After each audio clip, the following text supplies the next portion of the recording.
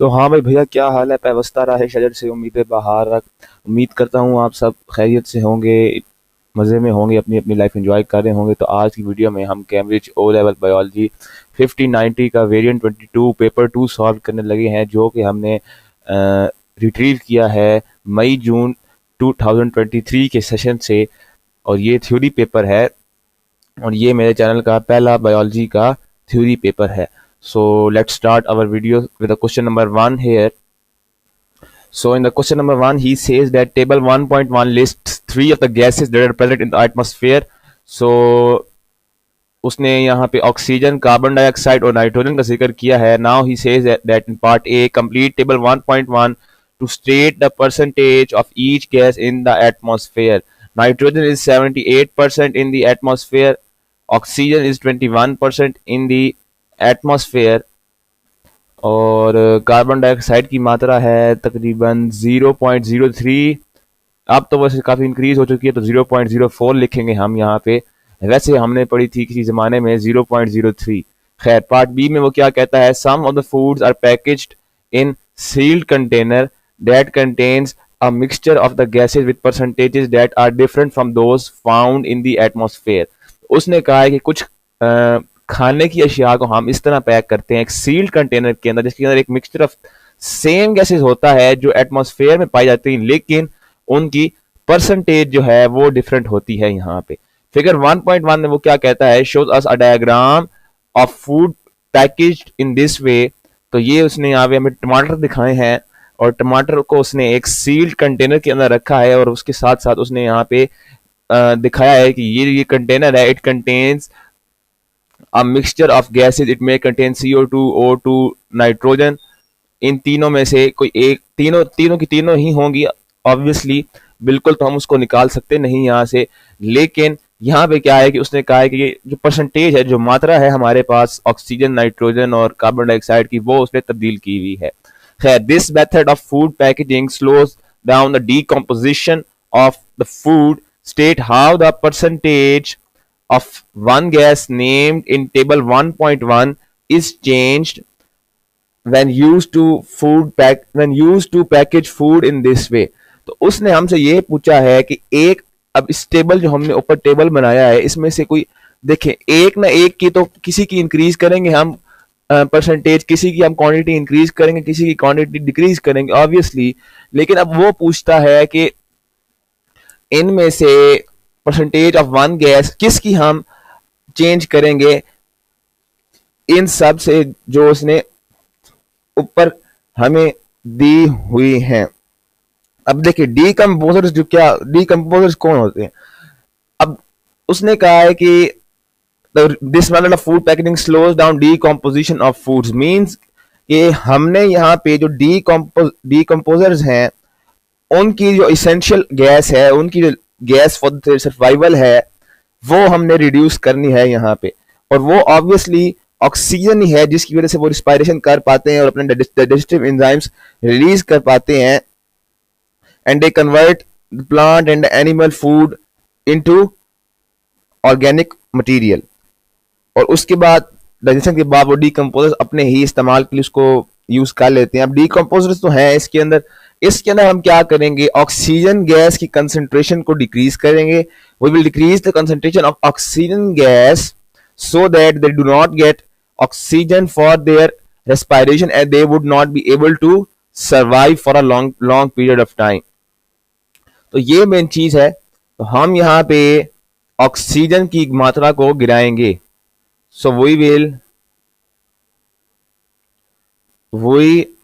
Will decrease the concentration, या percentage लिखे, उसने ऊपर लिखा है परसेंटेज, तो बस परसेंटेज ठीक है. परसेंटेज ऑफ ऑक्सीजन गैस, बस ठीक.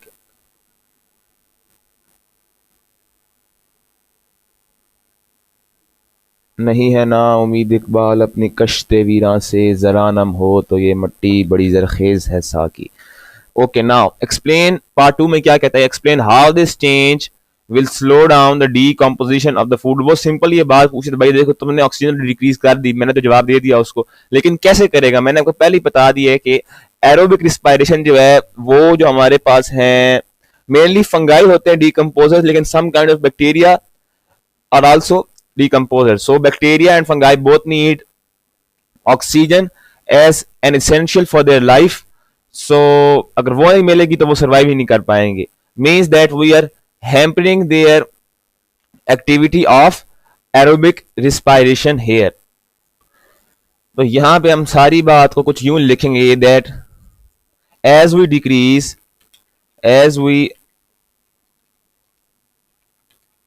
decrease the amount of oxygen gas, as we decrease the amount of the oxygen gas, the decomposers do not get sufficient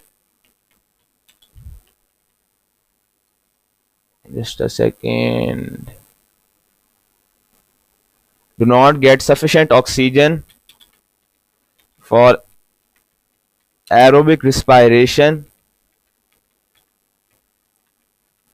As a result, they cannot grow as no energy is produced. Their decompository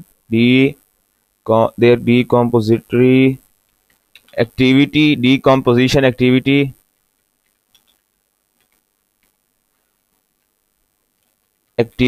is decreased. उनकी जो decomposition activity जाहिर सी बात decrease कर देगी, वो grow तो कर नहीं पाएगा यहाँ पे. They cannot deteriorate the food anymore, and they will be killed eventually. जब उनको नहीं मिलेगी कोई चीज, killed, and food won't be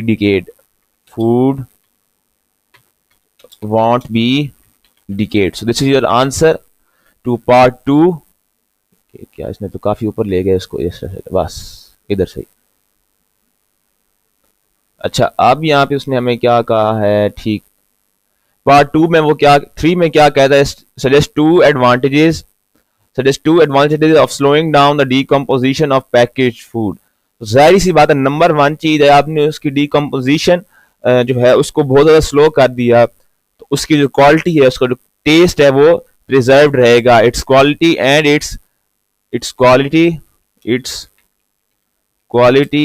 its taste would be preserved.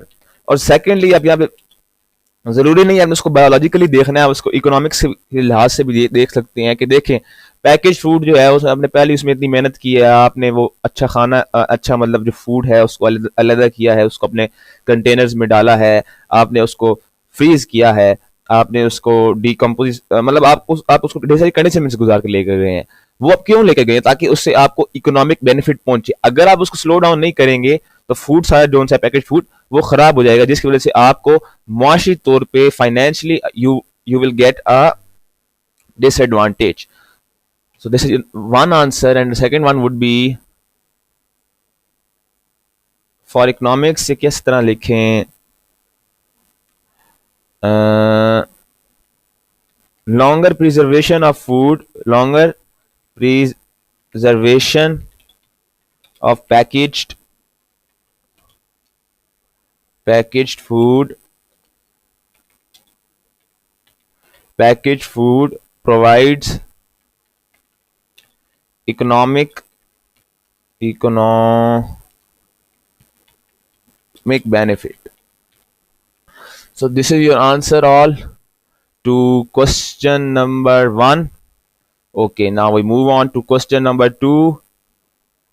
Now अब question number 2 में वो क्या कहता है, part A describe physical digestions in humans and explain its importance. तो उसने हमें कहा फिजिकल डाइजेशन जो है उसको जरा बयान करें और उसकी अहमियत, and describe its significance for the humans.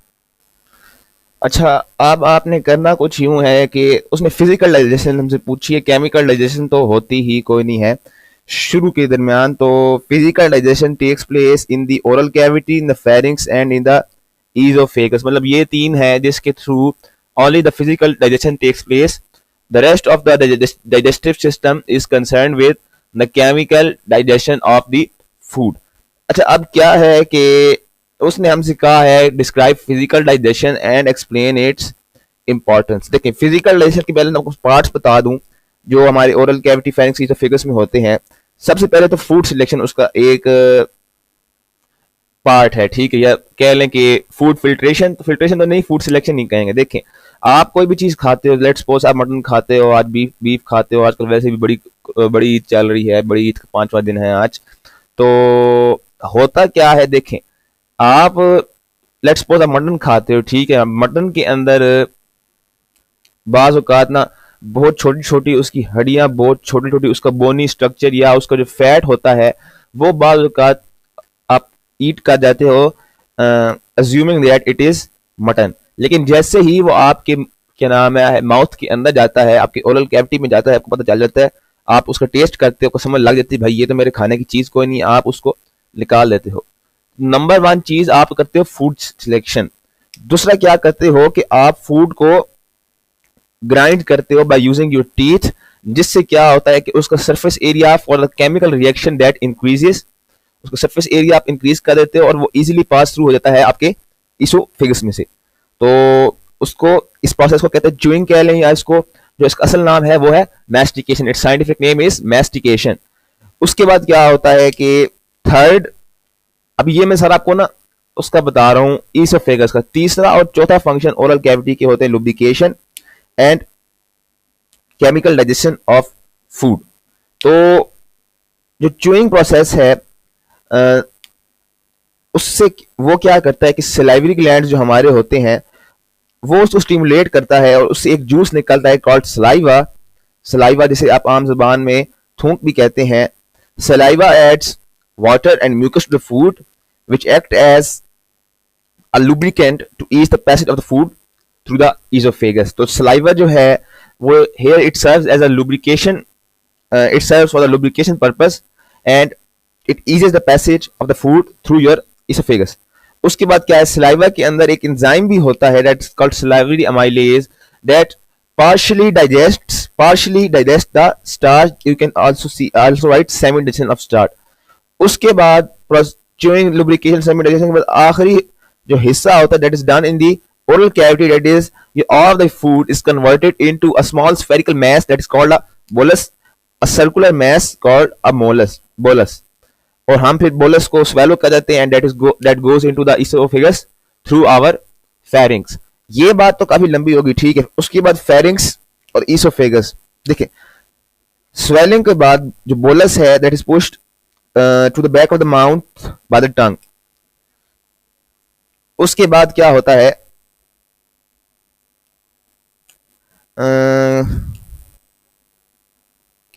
देखिए जैसे ही आप टंग, जैसे अपनी जुबान आपका जो बोलस है उसको अंदर लेके जाती है, जो सॉफ्ट पैलेट है हमारे पास माउथ के अंदर वो आगे मूव करता है, पीछे मूव करता है। इस तरह क्या होता है कि जो नेसल कैविटी है आपकी वो क्लोज हो जाती है। तो उससे क्या आपका होता है कि फेरिंग्स जो है, फेरिंग्स वो फिर अडॉप्ट कर जाता है कि आपका जो बोलस पार्टिकल्स है आपके विंड पाइप में ना जाए। तो ये भी एक और सिग्निफिकेंस है कि वो आपके विंड पार्ट में नहीं जाता, उसके अंदर आपके क्या कहेंगे विंड पाइप के अंदर नहीं जाता। That is due to pharynx. Pharynx is adapted to this change. और जो ग्लॉटिस होता है ओपनिंग ऑफ ट्रैकिया वो क्लोज होती है जैसे ही बोलस अंदर आता है। So that is the third thing. और उसके बाद क्या होता है, स्वेलिंग के बाद जब फूड हमारे पास इसोफेगस में चले जाता है, अब सारों को पता है पेरिस्टाल्सिस होती है वहां पे, उसमें इसोफेगस में कोई डाइजेशन नहीं होती किसी तरह की भी, ना फिजिकल ना chemical, but only your food is transmitted from one place to the other using peristalsis. और पेरिस्टाल्सिस जिस तरह आप सपोज कर लें आप घरों में जब टूथपेस्ट बालों का खत्म हो जाती होगी तो आप टूथपेस्ट को जिस तरह निकालते हैं वो भी you can ask that, you can call that a type of a peristalsis. कि आप उसको एक दफा मसल कह रहा हूं मतलब जो ट्यूब है उसको कॉन्ट्रैक्ट करते फिर रिलैक्स करते, कॉन्ट्रैक्ट करते रिलैक्स करते। Similarly peristalsis it is defined as similar waves of contraction and digestion, contraction and क्या कहेंगे, एक तो contraction कह लिया ना, and relaxation in the smooth muscle of the alimentary canal, and that continues all the way to the large intestines end. तो ये सारी थी हमारे पास इसकी कहानी। अब है बात असली इसकी इंपॉर्टेंस की। इसकी इंपॉर्टेंस सारी इसी में मैंने डिस्क्राइब कर दिया। आप अब इसको किसी न किसी तरीके से इतने लंबे खुलासे, इतनी लंबी चीज का हमने खुलासा, we have to write its summary here in these 1 2 3 4 5 6 7 8 9 10 11 lines. तो आप सबसे पहले फिजिकल डाइजेशन में लिखेंगे डेट, मैं तो लिखा हूँ पॉइंट्स, नहीं पॉइंट्स में ना ही लिखी, चले ठीक है। इन फिजिकल डाइजेशन जरा long words we have to skip the long words, छोटे छोटे करके लिखेंगे। In this the large pieces of food are converted into smaller pieces that eases its passage through the esophagus, through the esophagus। अच्छा एक second, अच्छा उसके बाद क्या है कि secondly the breakdown of the food pieces increases the surface area of food that eases the chemical reaction taking place later on with enzyme। उसके बाद आपने क्या लिखना है कि the saliva provides lubrication and it contains salivary amylase that eases no so salivary amylase that partially digests the food that contains salivary amylase that partially digests the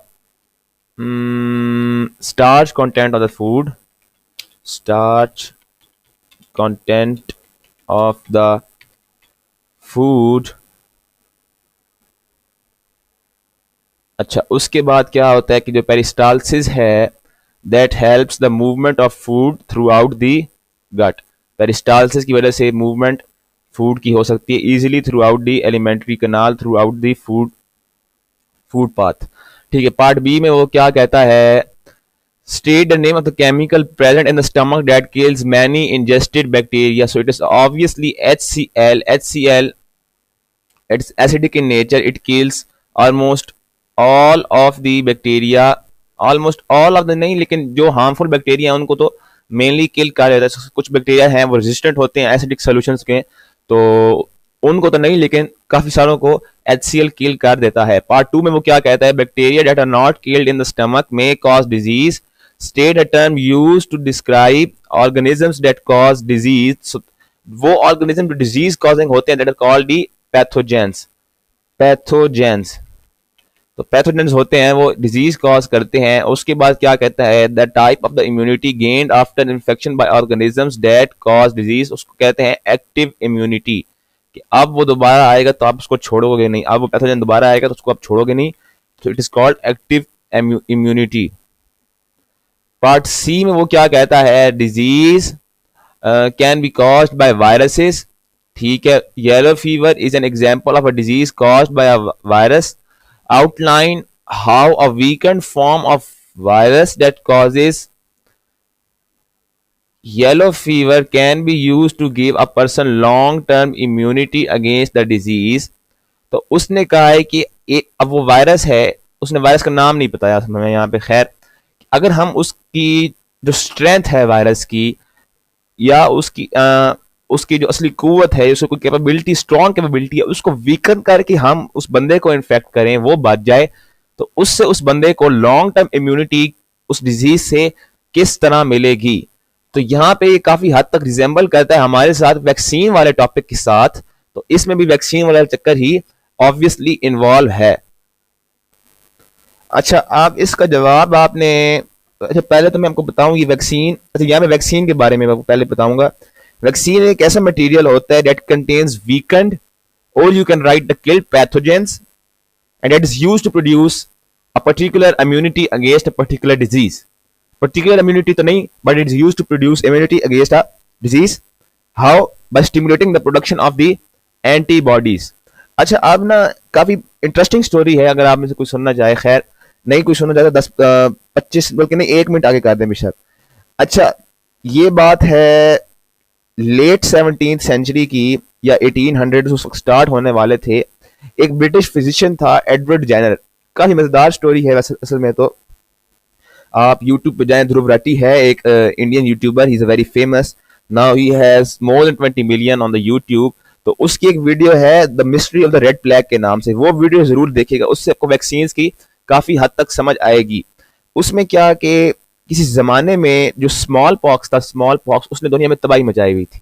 small pox का इलाज मिलता ही नहीं था। इलाज क्या, लोग इतने उस स्मॉल पॉक्स की वजह से, इतने लोग रोजाना सैकड़ों लोग उसकी वजह से फौत होते थे। फिर जो एडवर्ड जेनर था उसने क्या देखा अपनी माइक्रोस्कोप के नीचे कि जो काउपॉक्स का वायरस है वो भी कुछ लोगों का होता है, लेकिन जो काउपॉक्स का वायरस है वो रिजेंबल करता है स्ट्रक्चर में, शेप में, to a smallpox virus. उसने कहा कि जी चलो ये एक्सपेरिमेंट करते हैं। उसने अपने जो उसके घर का बाग का जो माली था, उसने उसके बेटे को पकड़ा, उसके बेटे को उसने कोई लालच दिया, छोटा सा बच्चा था। तो उसकी पेंटिंग भी है, आप कभी गूगल पे चेक करेंगे ना, Edward Jenner injecting the first vaccine in the world, तो वो भी आपको देखने को मिलेगी।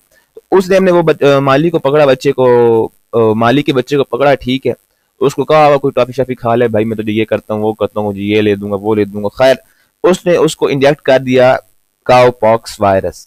अब काउपॉक्स वायरस उस वक्त में भी उस एडवर्ड जेनर को पता था कि इससे बच्चा ठीक है, कुछ अरसे बाद ठीक हो जाएगा। काउपॉक्स वायरस हुआ बच्चे को, ठीक है, बच्चा बीमार पड़ गया, लेकिन बच्चा हफ्ते 2 हफ्ते 3 हफ्ते बाद बिल्कुल ठीक हो गया। फिर उसने कहा कि अब असली काम करते हैं। उसने कहा कि जी अब हम इस बच्चे को देंगे स्मॉल पॉक्स वायरस।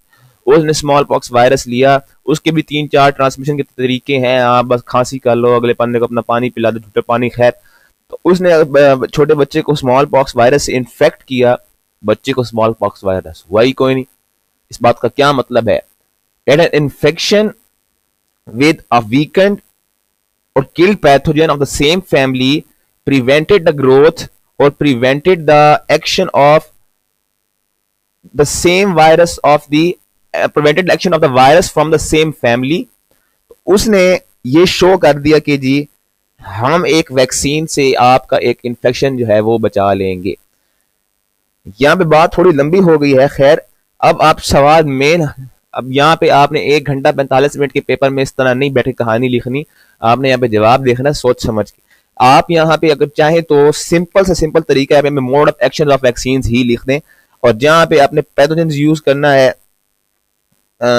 या आपका कोई कह लें कि बैक्टीरिया का, आपको आपकी जो टेक्स्ट बुक है ओ लेवल्स की, हॉर्डर्स की टेक्स्ट बुक है, वहां पे जब बैक्टीरिया है वहां पे आप उसी जगह वायरस कर दें, यहाँ पे mode of action of vaccine लिख देंगे, वो भी चलेगा।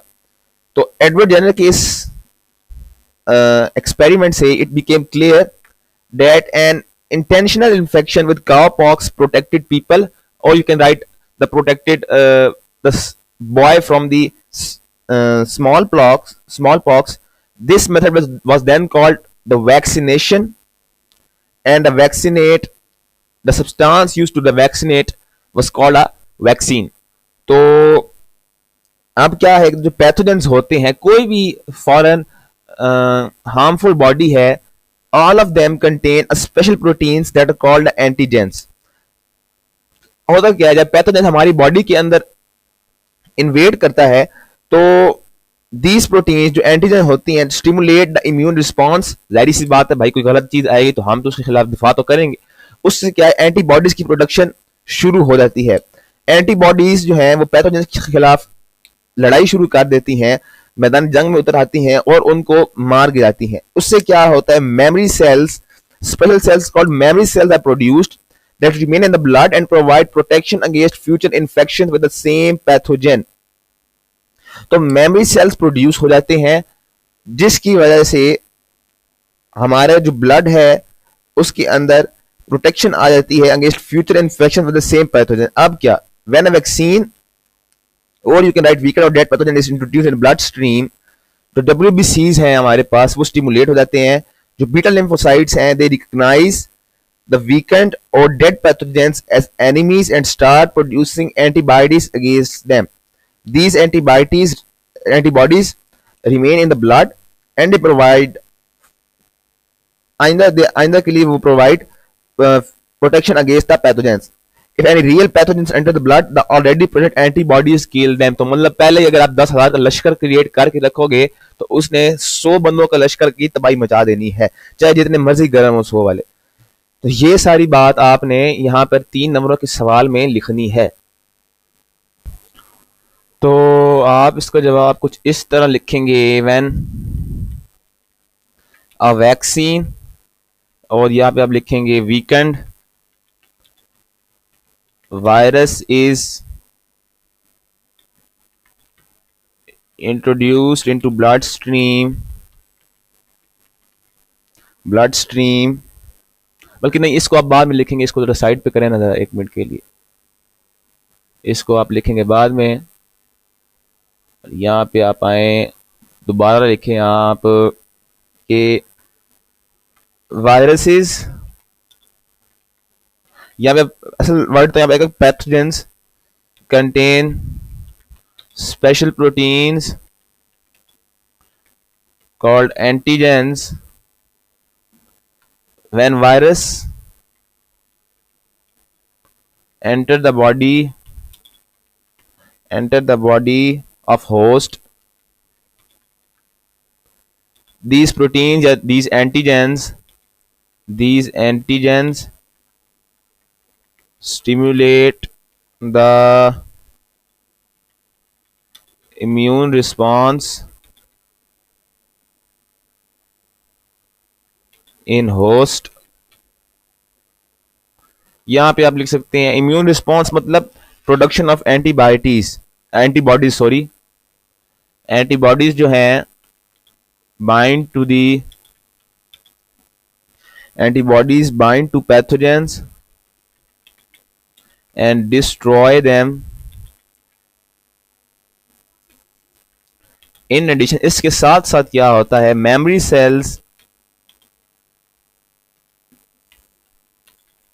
cells are produced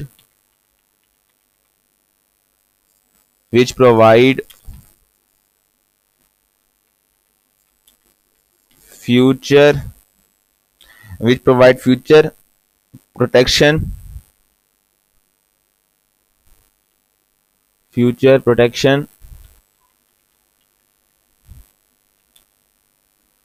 for the same infection. तो ये एक बात हो गई हमारी यहाँ पे। उसके बाद अब हम लिखेंगे कि ये वैक्सीन का फिर अब क्या है, व्हेन अ वैक्सीन और a weekend virus is introduced into the blood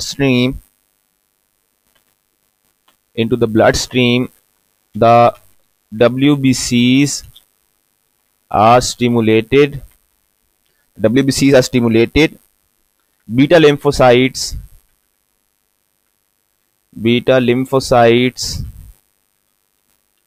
recognize the weakened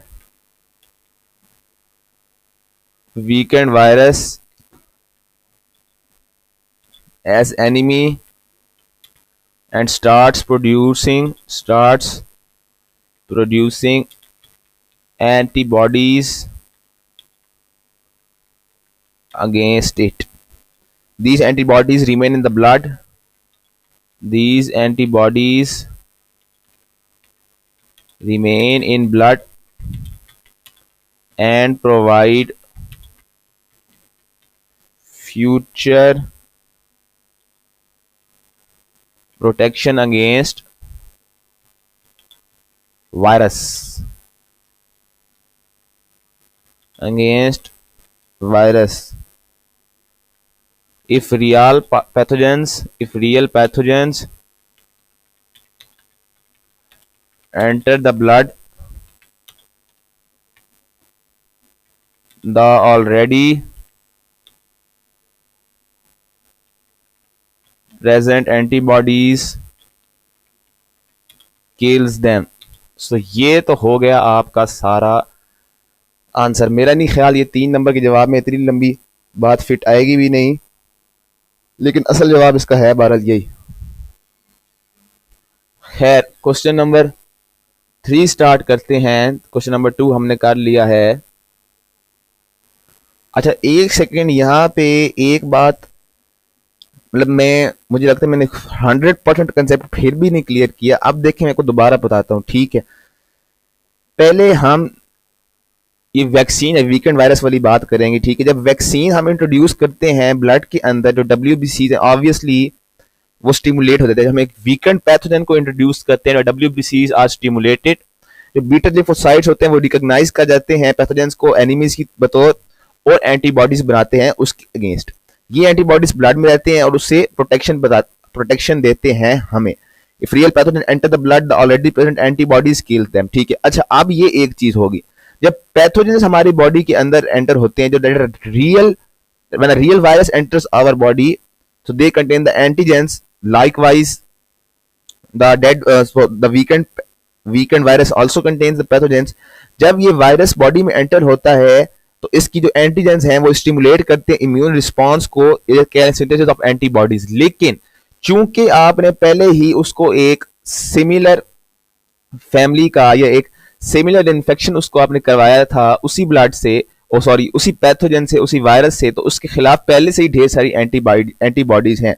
तो जो एंटीबॉडीज होती हैं, the antibodies they bind to the pathogens and destroy them, as I have wrote it down here, and जिसकी वजह से आइंदा के लिए मेमोरी सेल्स आर प्रोड्यूस। जब एक बार आप रिकवर कर जाते हो तो मेमोरी सेल्स आपके ब्लड में प्रोड्यूस होते हैं, जो कि आपके ब्लड में रहते हैं, और दे प्रोवाइड फ्यूचर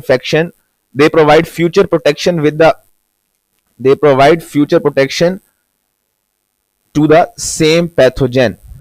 तो अब मुझे लगता है मैंने सारा क्लियर 100% कर दिया। तो हमने अभी तक यहाँ पे पैथो कर ली है, गैस्ट्रो भी कर ली है, और इको भी कर ली है, ठीक है। अब हम जा रहे हैं न्यूरो की तरफ। तो न्यूरो में the nervous system coordinates and regulates the body functions. Figure 3.1 shows 2 diagrams, each showing parts of the nervous system. Describe the parts of the nervous system shown in each diagram. Part A में उसने हमें दिखाया central nervous system, और part B में उसने हमें दिखाया है पेरिफेरल नर्वस सिस्टम। तो पार्ट ए है हमारे पास central nervous system consisting of central nervous system, एक second, central nervous system consisting of brain and spinal cord। ये तो आंसर हो गया डायग्राम ए के लिए। डायग्राम बी में उसने हमें दिखाया है peripheral nervous system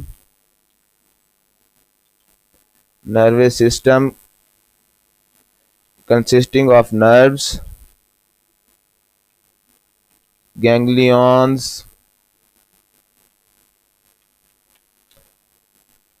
and associated nerve structures, associated nerve structures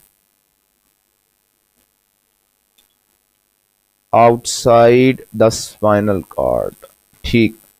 तो ये आपका आंसर है किसका, डायग्राम बी का। अच्छा, पार्ट बी में वो क्या दिखाता है कि, अच्छा, part B figure 3.2 show the junction between 2 neurons, ठीक है। तो एक second, part figure 3.2 show the junction between two neurons. तो एक relay neuron, एक sensory neuron and the vesicle containing neurotransmitter molecules. तो now he say that name the junction shown in figure 3.2. आप सारों को इस सब का जवाब पता है. इसको हम जंक्शन को between a relay and a sensory neuron, it is called a synapse. It is called a synapse. Part 2 में वो क्या कहता है, draw an arrow on figure 3.2 to show the direction that an impulse will travel. तो उसने कहा भाई मुझे सिमत दिखाओ, show me the direction in which the impulse would travel here. अच्छा देखें होना यहाँ पे क्या है कि ये उसने हमें दिखाए हैं vesicle that contain the neuro, ज्यादा ही बड़ी होगी, the vesicle that contains neurotransmitter molecules. यहाँ पे neurotransmitter molecules, let's suppose that they are Na positive, they are potassium. तो Na पॉजिटिव और पोटेशियम यही मेनली होते हैं हमारे पास, ठीक है, जो न्यूरोट्रांसमीटर. कैल्शियम भी होता है, कैल्शियम मसल्स में होता है ज्यादातर. अच्छा अब क्या है कि यहाँ पे उसकी कंसंट्रेशन ज्यादा है और यहाँ पे उसकी कंसंट्रेशन उसने दिखाई कोई नहीं. Means that they would go from left to right along the concentration gradient. और जिस तरह न्यूरोट्रांसमीटर मॉलिक्यूल मूव्स करते हैं उस डायरेक्शन में हमारे पास मूव करेगा जो है इंपल्स मूव करेगा. So this will move in this direction. ये मैंने ग्रीन एरो से शो किया है, तो ये भी कर लिया, ये भी कर लिया, ठीक है. The distance between the two neurons shown in figure 3.1 is 0.00003 millimeter. State this distance in units of micrometer space for working units. तो सबसे पहले आपने क्या करना है कि इस ये 4 जीरो है तो जीरो, वैसे ये नोटबुक पे बंदा करे तो ज्यादा अच्छा है, 3 और आपने इसको मल्टीप्लाई करना है एक मिलीमीटर से, that is 10⁻³ and then would you will get a metre. 000 एक second 0.1234 into 10⁻³ so you will get 3 into 10⁻⁸. तो 3 into 10⁻⁸ हमारे पास एक आंसर आया इस चीज का. अच्छा अब आप सारे अपने कैलकुलेटर इस्तेमाल करेंगे. आपने एक वैल्यू निकालनी है. देखें 3 into 10⁻² है ना, तो 3 into 10 कैलकुलेटर को छोड़े, 3 into 10⁻² into 10⁻⁻6. ये -6 बराबर आ गया हमारे पास इस माइक्रो के. So you will gate 3 into 10⁻². so 3 into 10⁻² that is 0. just a second, 3 into 10⁻², 0.03 obviously.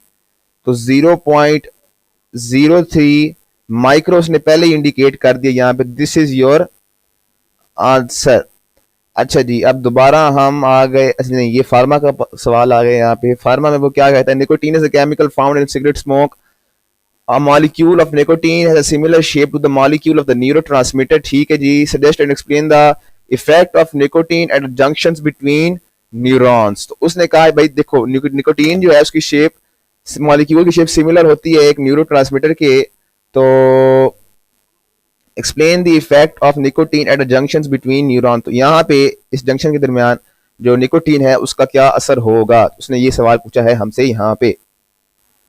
तो निकोटीन का जो इफेक्ट आने वाला है जंक्शन के ऊपर, देखें निकोटीन उसने हमें बता दिया, उसकी सिमिलर शेप है, पहले ही बता दिया, to the shape of a to the molecule of a neurotransmitter. तो जो निकोटीन मॉलिक्यूल है it is gonna bind to the protein of the receptor on the post synaptic membrane, और जिसकी वजह से जो हमारा इम्पल्स है that will travel more than it is to travel.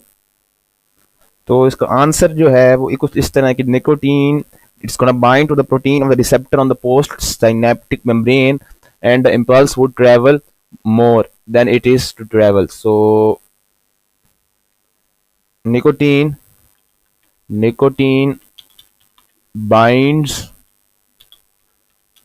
to the protein of receptor on postsynaptic membrane, and as a result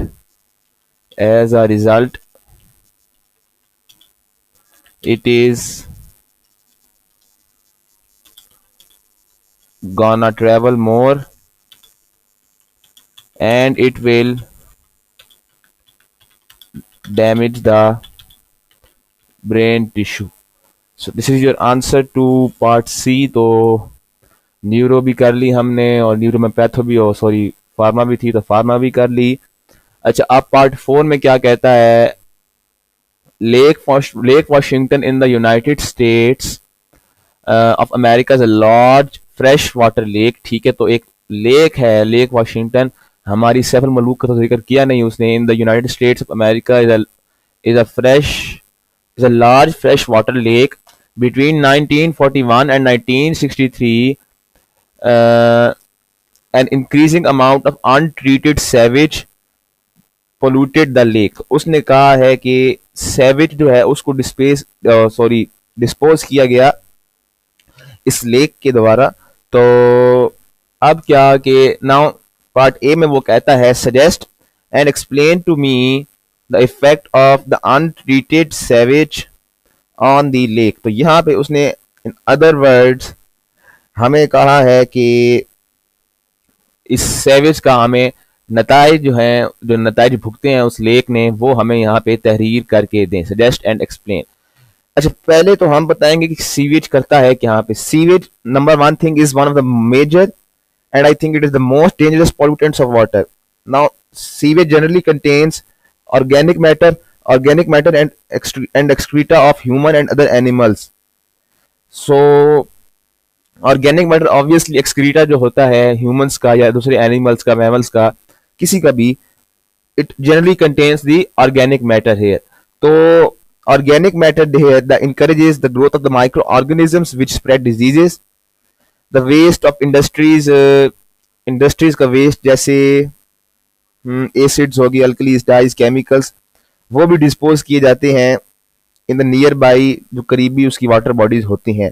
ये wastage होते हैं, ये पीएच को अल्टर कर देते हैं और ये काफी हद तक होते हैं हमारे पास fatal to the, they are fatal a lot to the aquatic organisms. तो इसी तरह और भी ढेर सारे हैं हमारे पास, लेकिन यहाँ पे हमने सिर्फ जिक्र करना है सीवेज का। यहाँ पे जो हमारे पास अनट्रीटेड सेवेज होता है, it also contains large amount of inorganic materials, nutrients, ढेर सारी in a very large amount, and they are mainly released by the industries and the factories that are present near the water bodies. तो उसकी वजह से क्या है, हमारे पास eutrophication भी होती है। यूट्रोफिकेशन होती है तो जो लाइट होती है वो हमारे पास अंडर वाटर ऑर्गेनिज्म तक पहुंच नहीं जाती, एक्वाटिक ऑर्गेनिज्म तक लाइट पहुंच नहीं पाती, जिसकी वजह से जो फोटोसिंथेटिक होते हैं हमारे पास ऑर्गेनिजम्स, वो ग्रो नहीं कर पाते। क्यों? क्योंकि रिच एल्गल जो है that the growth of the rich algal leads to the increase in number of decomposers use the oxygen present in the water and they result in depletion of oxygen. तो ये सारी बातें आपने यहाँ पे जिक्र करनी है। So number one thing is that the sewage contains both organic excreta of humans and animals, and it also contains the inorganic substances or inorganic nutrients. पहले हम ऑर्गेनिक की बात कर लेते हैं कि ऑर्गेनिक क्या करेगा हमारे पास, क्या तबाही ऑर्गेनिक बताने लगा है। सो ऑर्गेनिक के लिए organic matter here encourages the growth of microorganisms, the growth of of microorganisms which spread diseases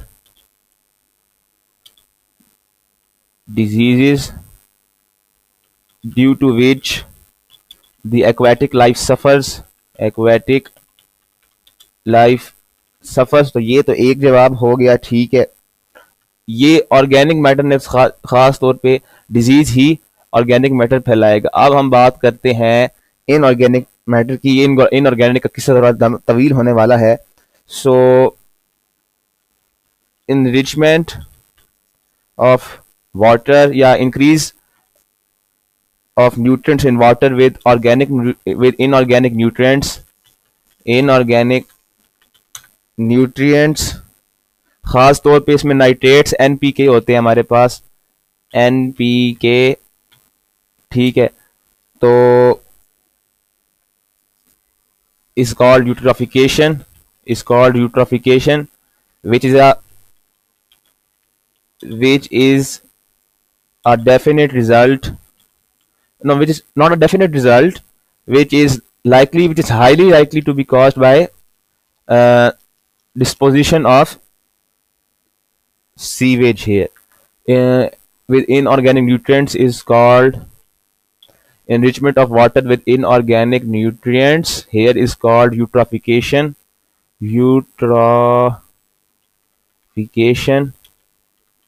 which is highly increased by sewage disposition।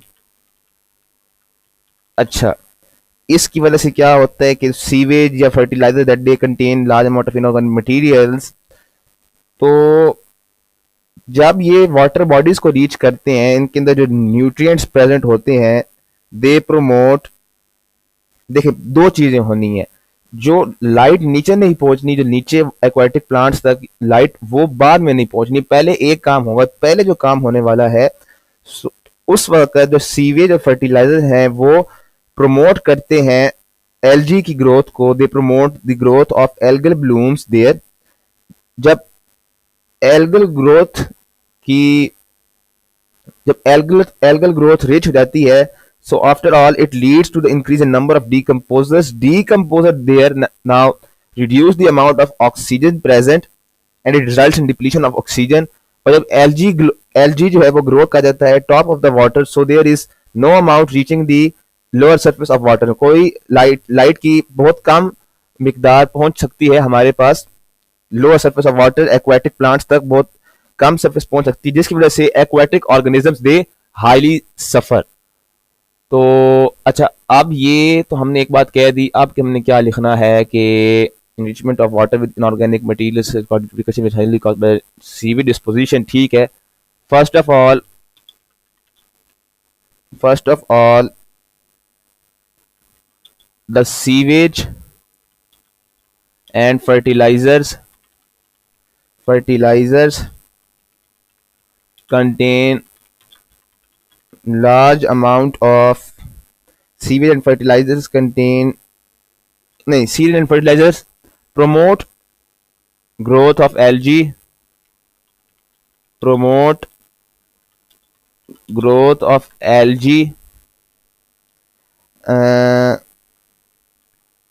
rich algal growth leads to increase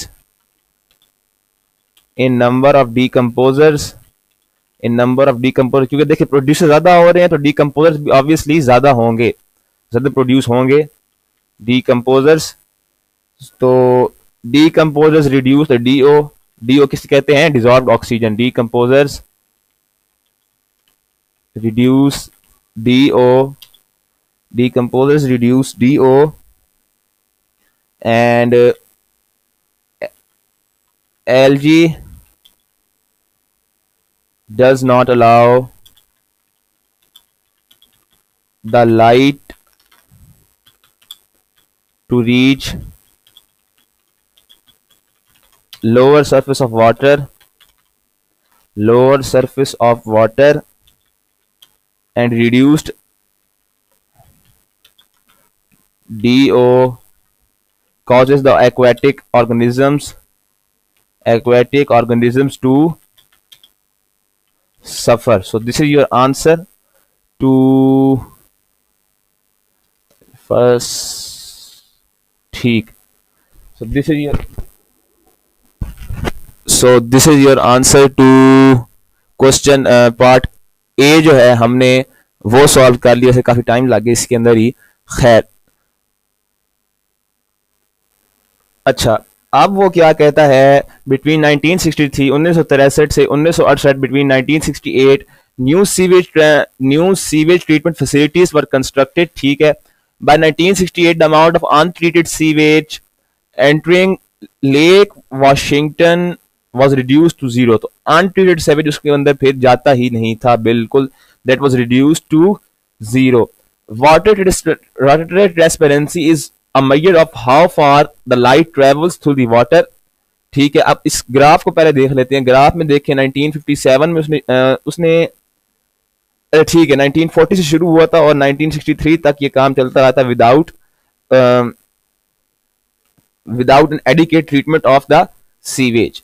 तो अब 1963 में उन्होंने काम शुरू कर दिए. ठीक है. तो 1957 के बाद से जो वाटर ट्रांसपेरेंसी थी वो इंक्रीज करती जा रही है. वाटर ट्रांसपेरेंसी से उसने क्या कहा है, is a measure of how far a light travels through the water. इसका मतलब है कि एलजी की ग्रोथ कम से कम हुई है. एलजी की ग्रोथ कम से कम हुई है, उसकी वजह से जो लाइट है that is easily travelling to the depth of the water, to the depth of the lake. Calculate the percentage increase in water.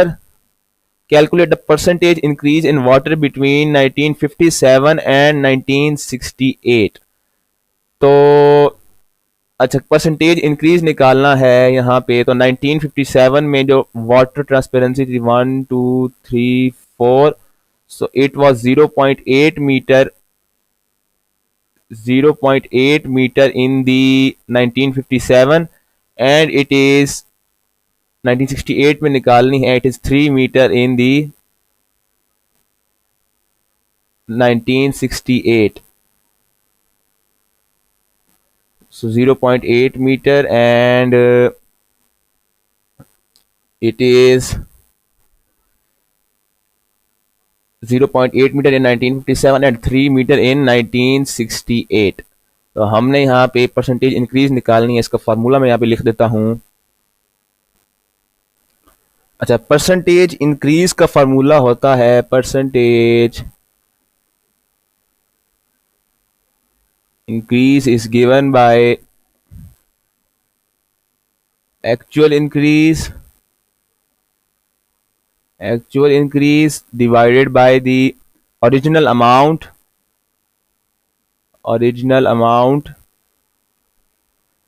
multiplied with 100. ठीक है. अच्छा, ओरिजिनल अमाउंट आप यहाँ पे देखें 0.8 मीटर थी. हमने इनिशियल अमाउंट लेनी है 0.8 मीटर और 0.8 मीटर और 3 मीटर का डिफरेंस आता है 2.2 metre and you multiply this by 100. तो इसका आंसर आता है 275%. 275% is your answer to this part.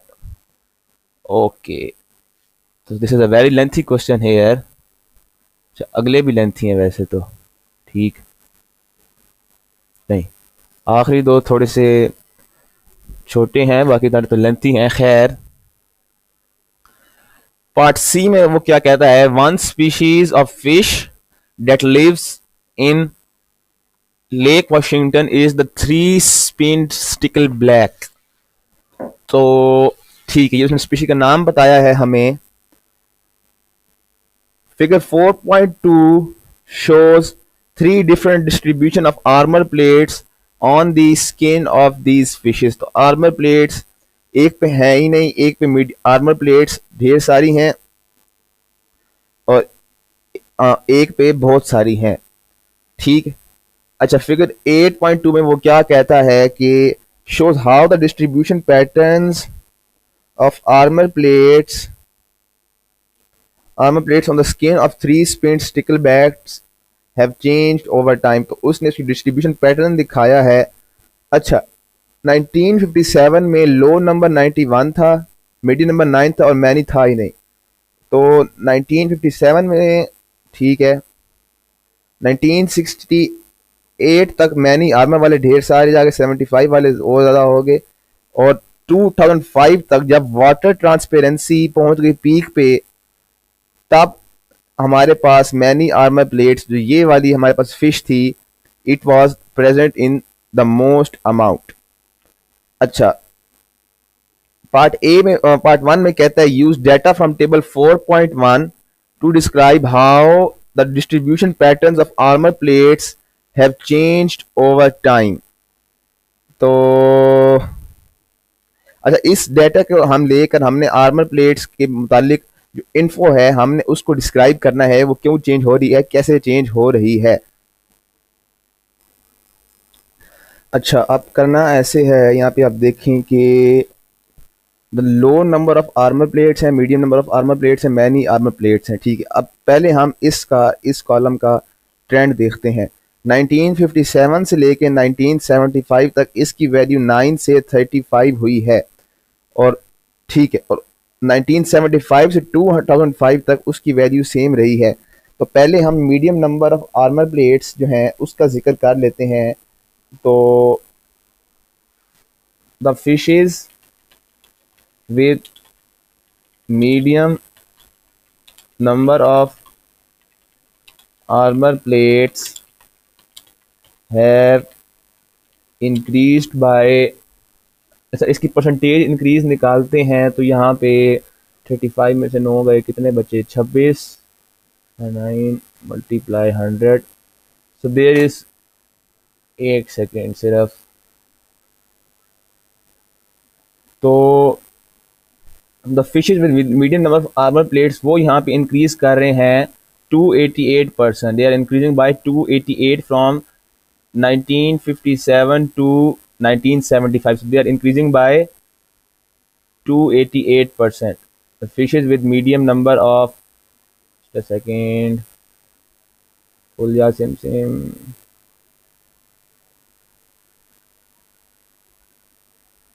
have increased by 288%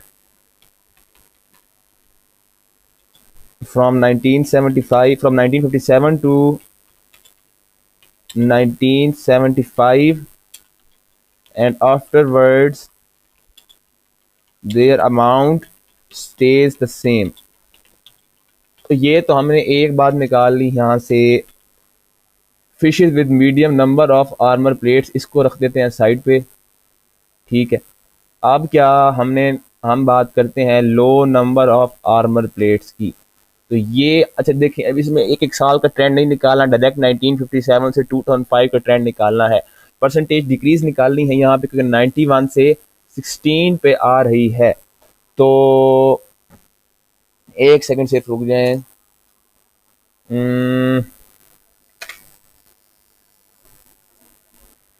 तो फार्मूला यहाँ पे भी वही लगना है, 91 से उसकी वैल्यू आ रही है 16%, तो उसकी जो परसेंटेज है that is decreasing by 82.4% from 1957 to 2005।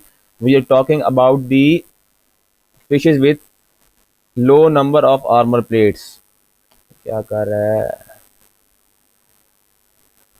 So fishes with low number of armor plates have decreased by 82% from 1957 to 2005। अब रह गए हम, पीछे रह गए fishes with many number of armour plates. तो इसकी वैल्यू, फाइनल वैल्यू 49 है, तो ये इंक्रीज कर रही है। तो 49 डिवाइड बाय 0 मल्टीप्लाई 100, ये क्या हुआ, एक्चुअल अमाउंट, एक सेकेंड, क्लियरली अब यहाँ पे देखें इसकी जो अमाउंट है वो 0 से 49 पे आई है। तो इसकी जो है परसेंटेज वो इंक्रीज हुई है। हमारे पास fishes with many number of armors have increased by almost 50%, by almost 50% has increased by almost 50%। तो ये आपका आंसर आ गया। तो एक सेकेंड, नहीं एक गलती हो रही है मुझे लगता है यहाँ पे। अच्छा, यहाँ पे मैं गलती कर बैठा हूँ। यहाँ पे उसने पहले ही हमें परसेंटेज दी हुई थी, ठीक है, उसने हमें अमाउंट नहीं दी हुई थी। तो percentage fishes with many number of armour plates has increased by 28%। यहाँ पे has increase by 28%, not by 288%, 28% यहाँ पे। और fishes with lower number of armour plates decrease by 82%। चले ठीक है, ये भी मैंने ठीक ही निकाला है। खैर, पार्ट टू, अच्छा ये लेंगे, ये दोबारा एक कड़ा सवाल आ गया यहाँ पे। पार्ट टू में armour plates on the skin of a three spined stickleback protect it from the predators. Describe how the natural process may have caused these changes in the distribution of plates over the time। तो हमने यहाँ पे उसकी जो genetic mutation आ रही है, यहाँ पे जेनेटिक्स इन्वॉल्व होगी, जेनेटिक्स में पहुँच गए, इनहेरिटेंस पे पहुँच गए हम। तो जेनेटिक्स के कंसेप्ट यहाँ पे अप्लाई करने हैं। क्यों चेंज हो रहे हैं, टाइम के साथ क्यों चेंज हो रहे हैं। तो पहले तो हमें इस ट्रेंड को एक दफ़ा दोबारा देखना पड़ेगा, इस पूरे बॉक्स को। उसके बाद ही हम कुछ कह पाएंगे कि भाई क्या हो रहा है क्या नहीं हो रहा। अच्छा, अब यहाँ पे आप ग्राफ देखें तो ये ग्राफ क्या, ये बॉक्स देख लें आप। इसे तो बेहतर था यहाँ पे ग्राफ बनाता तो मेरे ख्याल से ज़्यादा आसानी हो जानी थी हमें देखने में। लेकिन 1957 में जो मैनी आर्मर प्लेट्स थे, जो फिशेस थी, वो फिशेस का मैं नाम नहीं ले रहा, मैं खाली मैनी आर्मर प्लेट्स बोलना जाऊँगा, ठीक है। मैनी आर्मर प्लेट्स जो थी वो 0 थी। मीन्स दैट कि उस वक़्त 1957 में हम ये तो नहीं कह सकते कि बगल में प्रीडेटर्स होते ही कोई नहीं थे, लेकिन हम अज्यूम कर सकते हैं कि प्रीडेटर्स जो हैं वो नहीं देख पाते थे फिशेस को। Why they would not be able to why they had not been able to see the fishes at that point of time. That's because कि उन तक लाइट ही नहीं पहुंचती थी। क्योंकि देखें ना, उसने हमें अभी लिख के दिया है कि एक सेकेंड, 1963 के बाद ही सीवेज ट्रीटमेंट फैसिलिटीज इंस्टॉल हुई हैं, जबकि उससे पहले तक एलजी जो थी वो ब्लॉक कर देती थी light that is passing to the depth of the water. अब क्या है, उसने 1957 तक तो कोई काम नहीं किया था भाई उधर यूएस वालों ने। अब उस वक्त तक जो लाइट थी that light was not completely passing to the depth of the water, ठीक। उस वक्त जो फिशेस थी that with marine armour plates वो थी ही कोई नहीं। क्यों? क्योंकि उस वक्त तक उनको नजर ही नहीं आती थी, उनको नजर, वो जो प्रीडेटर्स थे उनको देख ही नहीं पाते थे क्योंकि लाइट होती कोई नहीं थी, ठीक है। तो 1957 तक या 1963 तक वो ज़्यादा बेहतर रहेगा। जो फिशेज जो थी they were adapted highly to their surroundings, उनका शिकार कम से कम होता था प्रीडेटर से। लेकिन 1963 के बाद जब यूएस वालों ने उधर वहाँ पे सीवेज ट्रीटमेंट फैसिलिटीज इंस्टॉल करना शुरू कर दी तो मैनी आर्मर प्लेट्स जो हैं वो इंक्रीज कर गए। 1975 में और इंक्रीज कर गए, 2005 में और इंक्रीज कर गए। उससे क्या हुआ देखें, और जब लो नंबर ऑफ आर्मर प्लेट्स हैं वो डिक्रीज कर गए। हुआ क्या कि देखें 1963 एंड ऑनवर्ड्स जब सीवेज ट्रीटमेंट फैसिलिटीज वहां पे इंस्टॉल की गई, so then the algae growth was demoted, उसकी जो ग्रोथ थी वो कम हो गई। एलजी ने अलाउ कर दिया, lower amount of algae allowed the light to pass to the depth of the water. As a result, there was an increase in visibility of the predators to see the fishes। और उसकी वजह से जो predators थे they were easily able to eat, they were easily able to catch the low number of armor plates। उसने हमें यहाँ पे लिखा हुआ भी है कि armor plates on the skin of a three spindle black protects it from predators। अब क्या कि जो लो नंबर ऑफ आर्मर प्लेट्स थे वो तो जनाब प्रीडेटर्स आए और उन पर झपटा डाला, उनको खा गए। लेकिन साथ साथ म्यूटेशन होती रही, साथ साथ जेनेटिक वेरिएशन देखने को मिली, जिसकी वजह से मैनी आर्मर प्लेट्स जो थे वो इंक्रीज कर गए, मैनी आर्मर प्लेट्स इंक्रीज कर गए। सो at 1975 या 1968 and onwards, the many armor plates were then becoming more adapted to this environment. तो उनका शिकार होता था प्रीडेटर से, लेकिन चूंकि वो आर्मर्ड थे तो उनको वो कुछ कह नहीं पाते थे, प्रीडेटर्स उनको कह कुछ नहीं पाते थे। तो ये सारा जेनेटिक ट्रेंड हमको यहाँ पे देखने को मिल रहा है। ये सारी बात आपने यहाँ पे खुलासतन 5 नंबर के सवाल में लिखनी है। तो आप कुछ इस तरह लिखेंगे फ्रॉम नहीं, बिफोर 1963 द, अच्छा मैं, अच्छा ठीक है, the lower number armored fishes were more common.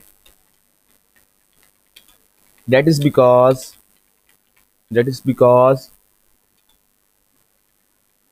they were not being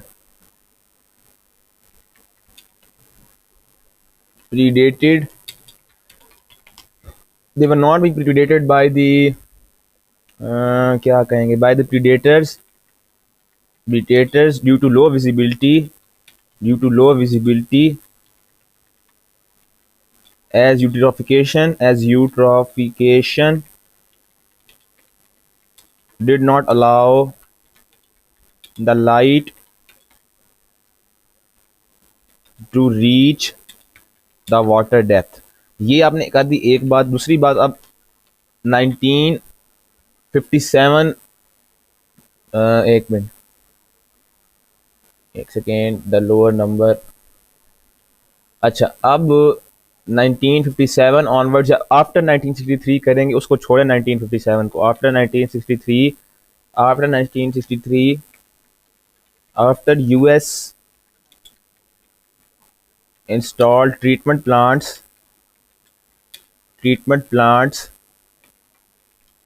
less algae growth was seen, या आप यहाँ भी लिख सकते हैं less eutrophication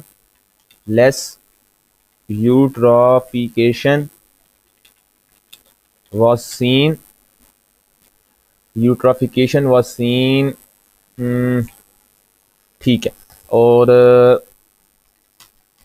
as a result light started to reach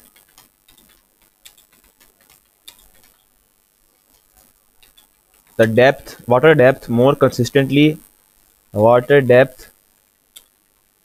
more consistently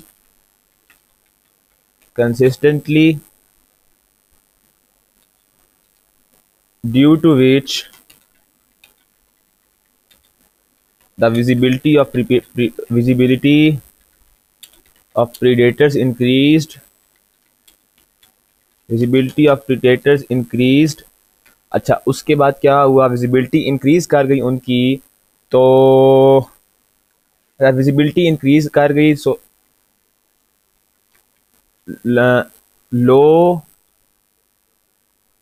lower number armored fishes were easily predated, and the fishes with more number of armors started to become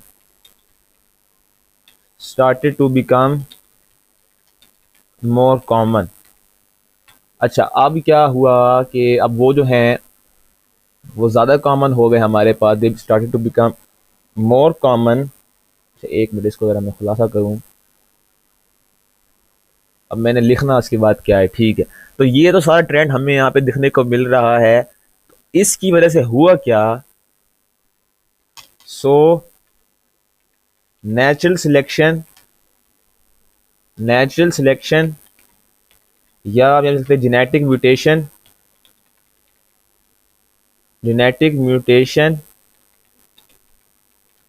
caused the species with favorable characteristics to become more common in successive generations। तो ये सब कुछ हो रहा है यहाँ पे, more common in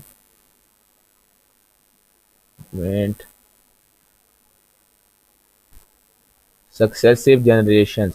So this is all what is happening here। ये मेन मुद्दा है इस बात का। ट्रेंड तो मैंने आपको बता दिया क्या हुआ, जो जेनेटिक वेरिएशन आ रही वो भी मैंने बता दी क्या वो, लेकिन जो कंक्लूजन है वो बहरहाल है यही। तो move on to question number 5। Part 5 में वो क्या कहता है, figure 5.1 is a photograph of centre of plant root, so identify each parts labelled J and K. तो you all know in a plant root the phloem surrounds the xylem। तो जो दरमियान में होती है वो xylem है और बाहर जो है वो phloem है। phloem is on the outside and xylem is on the inside। So J is your phloem and K is your xylem। Part 2 में क्या कहते हैं, state a term used to describe the group of tissues labelled L. तो ये कौन से tissues हैं, इनका जो टर्म होती है उसे हम कहते हैं vascular bundle. It's called the vascular bundle, vascular bundle. Part 3 में क्या कहते हैं, state 2 ways in which the structure of a cell in tissue K will differ from a cell in tissue J, and we are talking about in the terms of the structure. तो structure में जो xylem है वो किस तरह differ करता है phloem से, हमने यहाँ पे ये स्टेट करना है। अच्छा, दो डिफरेंसेस में से जो सबसे पहले आप लोगों की ज़हन में आना चाहिए वो होता है दोनों की वॉल का डिफरेंस। तो जो जाइलम टिश्यू है दे आर लिग्निफाइड, उनमें लिग्निन होता है, they are more tough, they are more thick. So xylem cells, xylem tissue cells लिखने जो मर्जी लिखने, cells have more thick walls due to lignin, whereas phloem doesn't। phloem has thin wall due to absence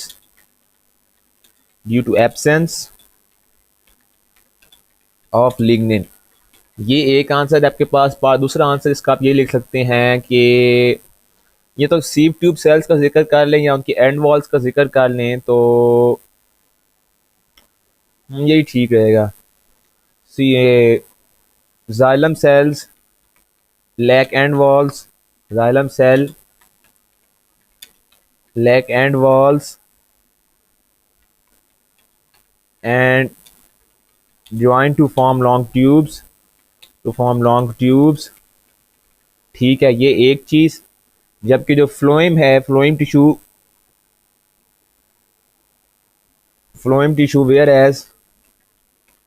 whereas phloem tissue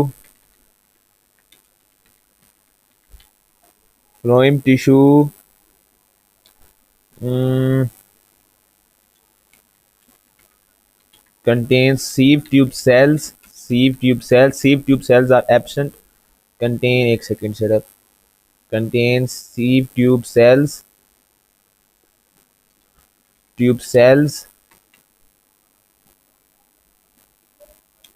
which join to form long tubes,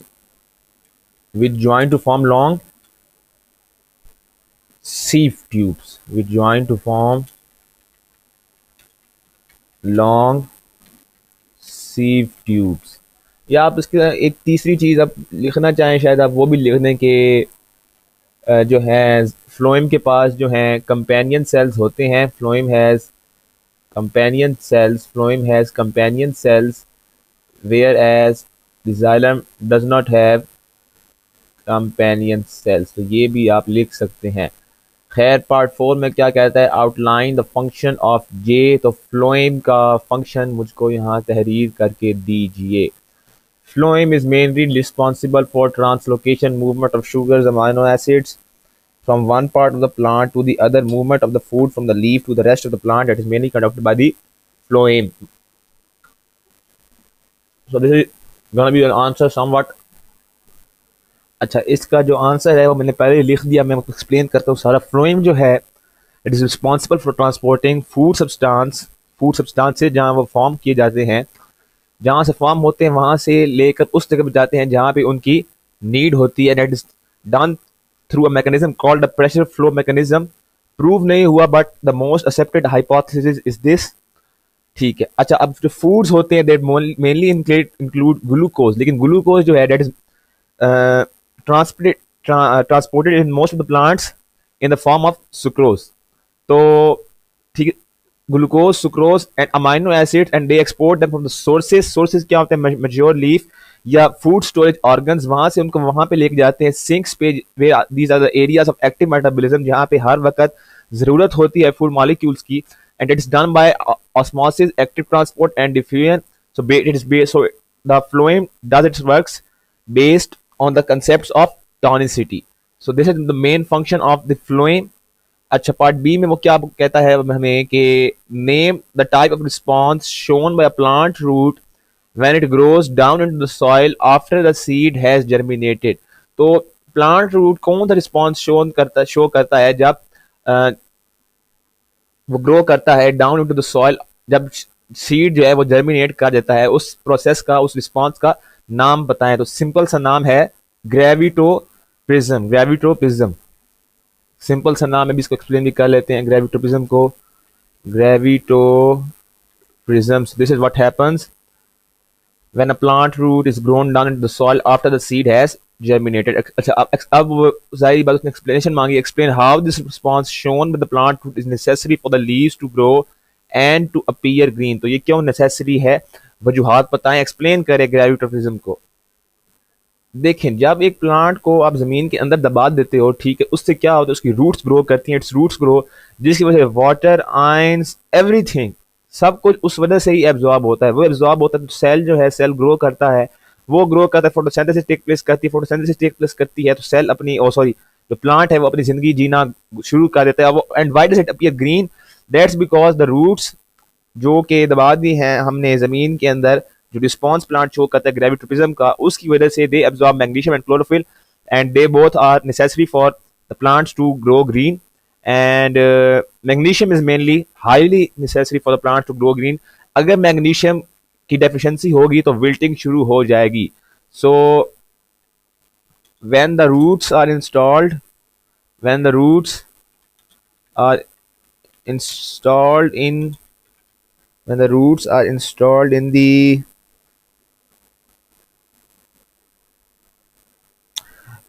soil, the roots start to absorb water. The roots start to absorb water.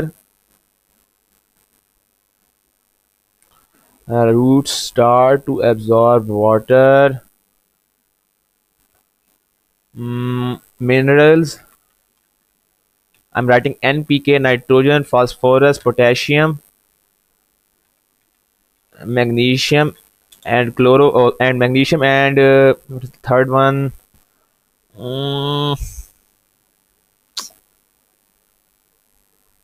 Magnesium, बस ठीक, इतना ही बहुत है। Magnesium and the chlorophyll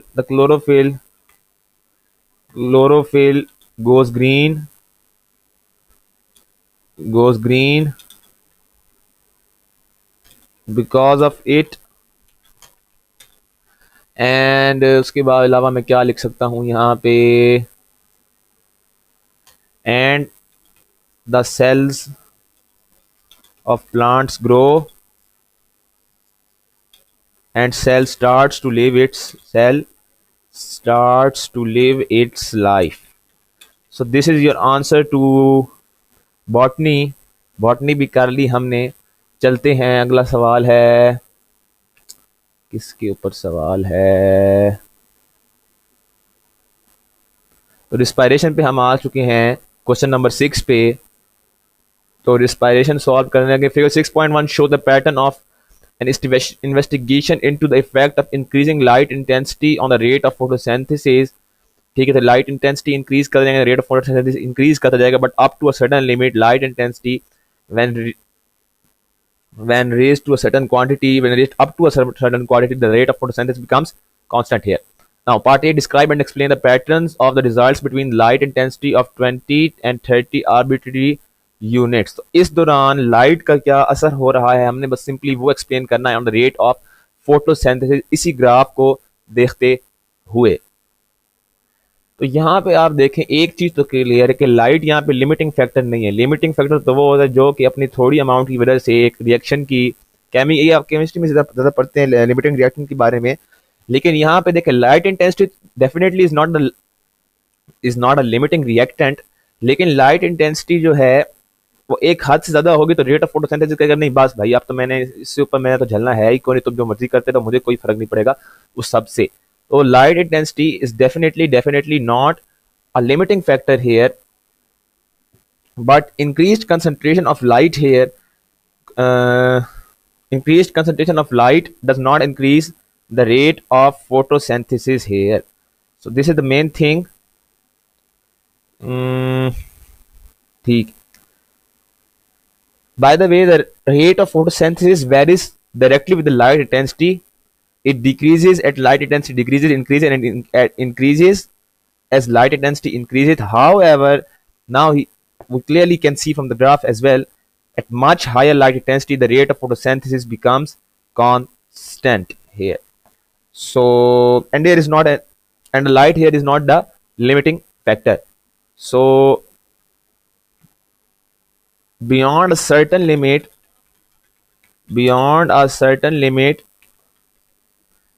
the light beyond a certain limit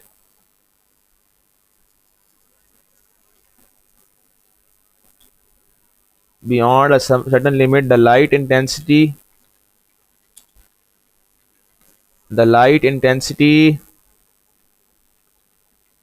does not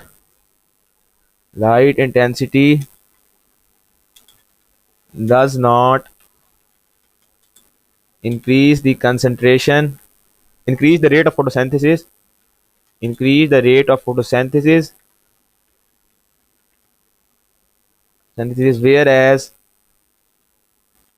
whereas light intensity does not serve as a limiting reactant. So this is the main answer. एक second, part B में वो क्या कहता है, the investigation was repeated with an increased concentration of carbon dioxide in the atmosphere. Draw on curve of figure 6.2 to show the pattern of the result that would be expected from the second investigation. ठीक है, तो अब उसने कहा कि हमने carbon dioxide की मात्रा को यहाँ पे बढ़ा दिया है एटमॉस्फेयर, लाइट इंटेंसिटी तो यही रहेगी। अच्छा, इसी ग्राफ के ऊपर कर्व बनाएं to show the patterns of the result that you could expect from this second investigation.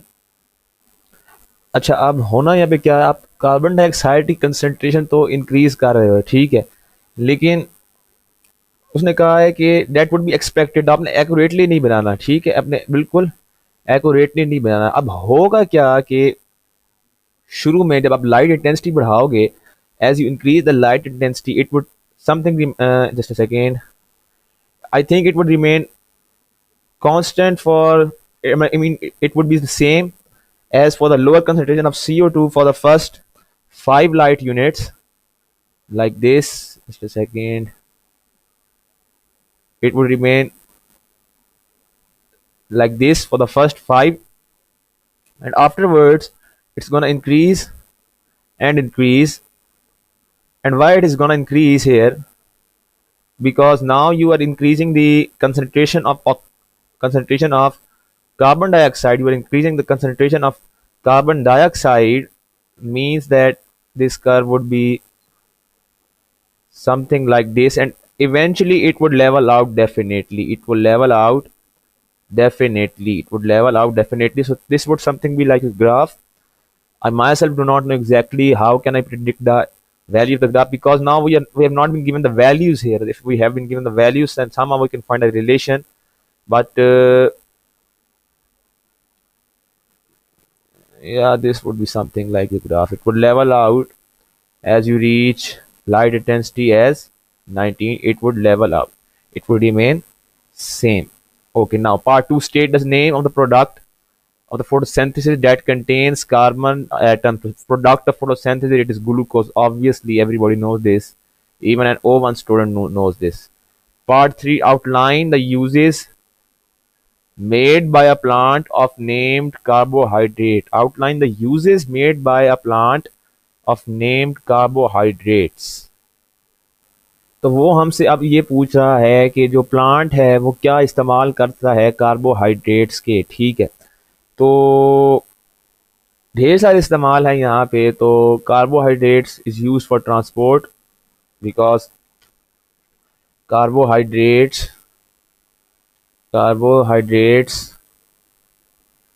hydrates have many uses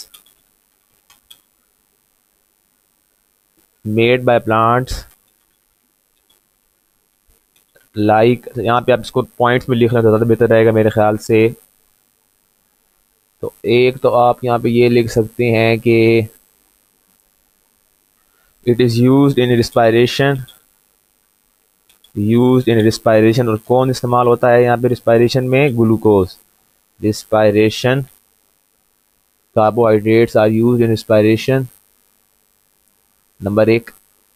उसके बाद they are structural components of, they are structural components, structural components of the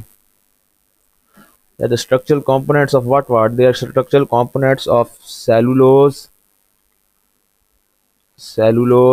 and cell wall। तो ये दो तो यहाँ पे हो गए। जस्ट अ सेकंड को मैं जरा सीधा कर लूँ।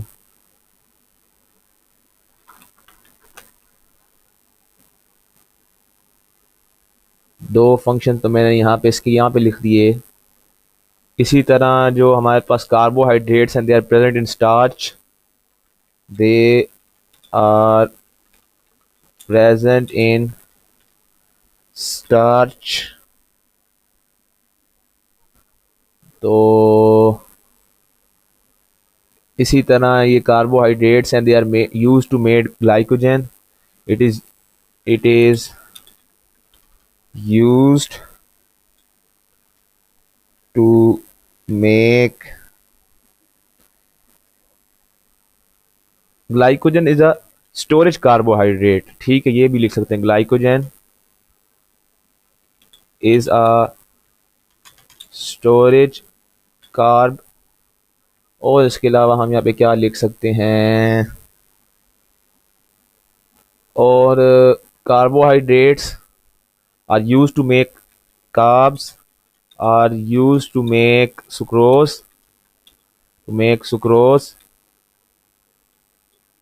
which is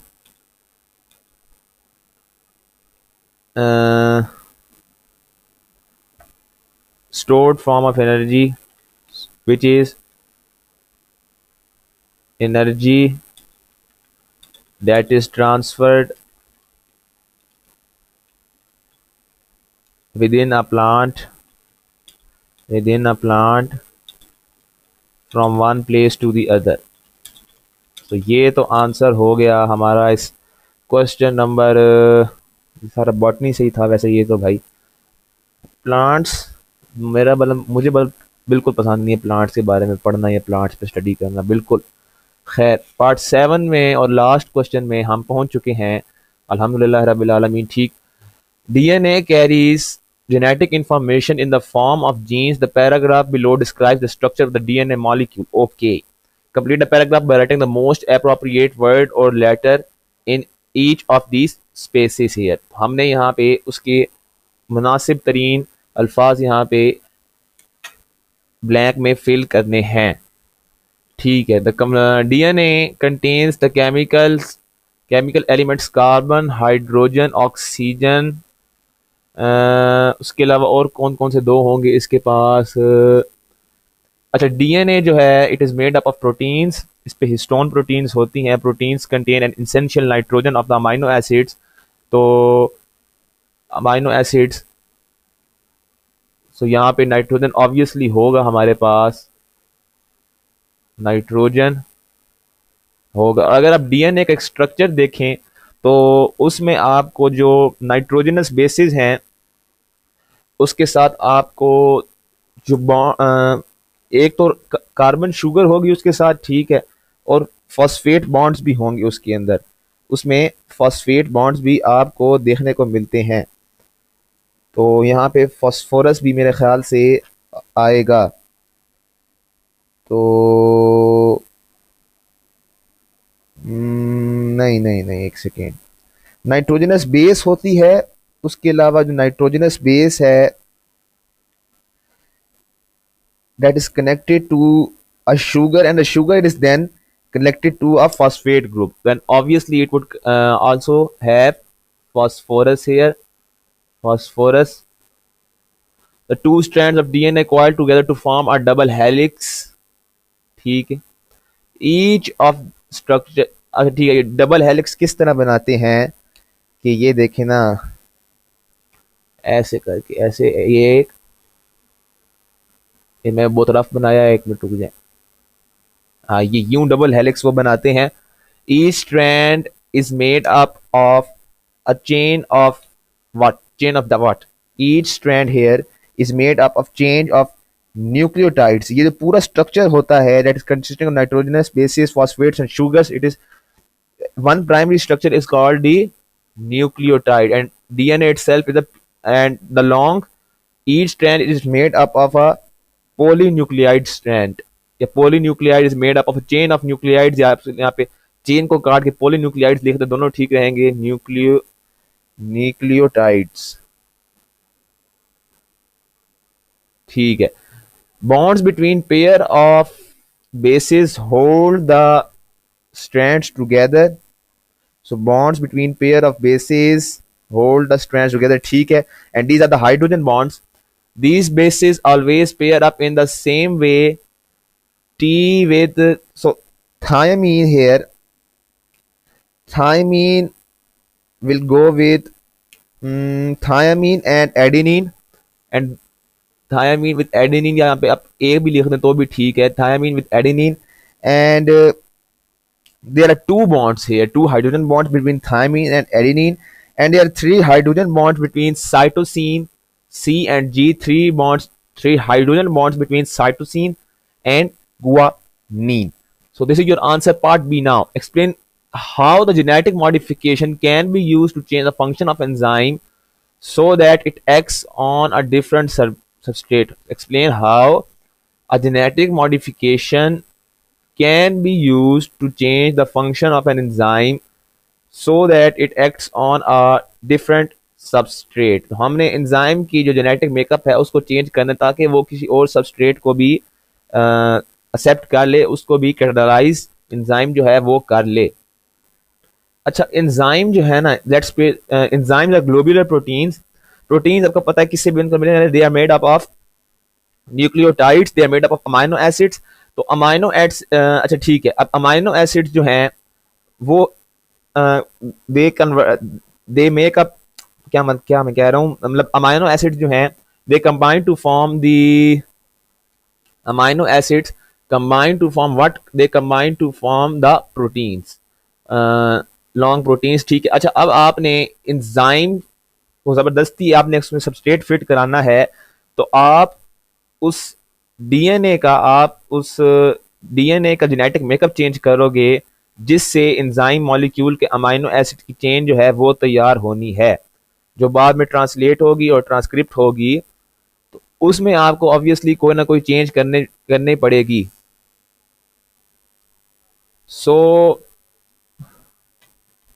enzymes are proteins, enzymes are proteins, and proteins are made from a genetic code, and proteins are made from a genetic code which can be altered by changing the arrangement of bases, by changing the arrangement of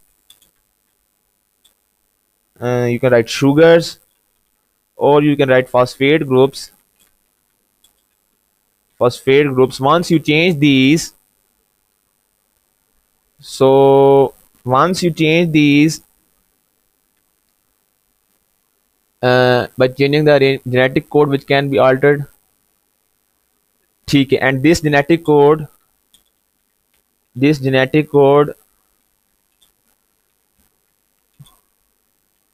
produces amino this genetic code contains information to produce amino acids, contains info to produce amino acids. अच्छा, amino acid produce हो गए. Now next thing आप क्या कर सकते हो कि आप अमाइनो एसिड का सीक्वेंस ही चेंज कर दो. ठीक है, change the sequence of amino acids. Now change the sequence of amino acids and then arrange into a globular protein containing an altered active site. Containing an altered active site. अब active site change हो गई. ठीक है, now by doing all these changes,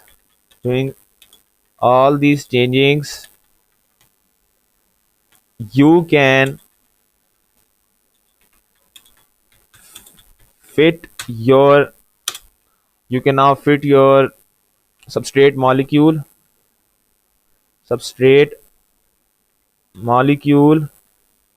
into the complementary active site, to the complementary active site. So this is your answer. Hope you have understood this part as well. Enzymes are proteins. Proteins are made from a genetic code.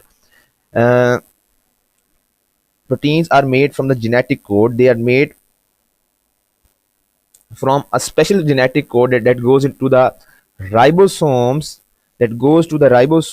and ribosomes translates the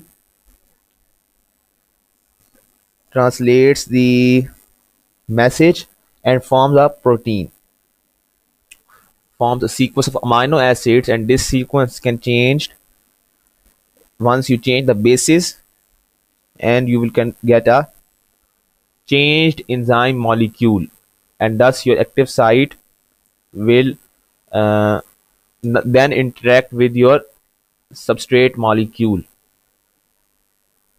Urdu में मैं explain करता हूँ इसका detail से. होना क्या है, देखें आपके पास एक सेल है, ठीक है, अब उस सेल के अंदर ही आपने एक एंजाइम जो है उसको चेंज करना है. तो आपने जो वर्किंग ऑफ डीएनए है सारी उसके ऊपर काम करना है. वर्किंग ऑफ डीएनए को सेंट्रल डोगमा भी कहते हैं. खैर वो सब कुछ छोड़ें.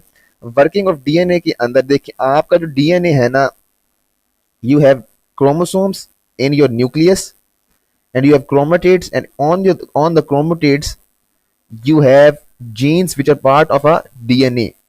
अब जीन्स जो है, जीन्स को आप कॉपी करेंगे, जीन्स जो है वो कॉपी होती है मैसेंजर आरएनए में, आप उसको कुछ नहीं कर सकते. ठीक है, that's copied in the form of messenger RNA, and this messenger RNA is then read by the ribosomes, and messenger RNA contains a sequence of specific nucleotides and joins specific amino acids, and as a result specific proteins, which may be the structural protein or enzyme, then is formed.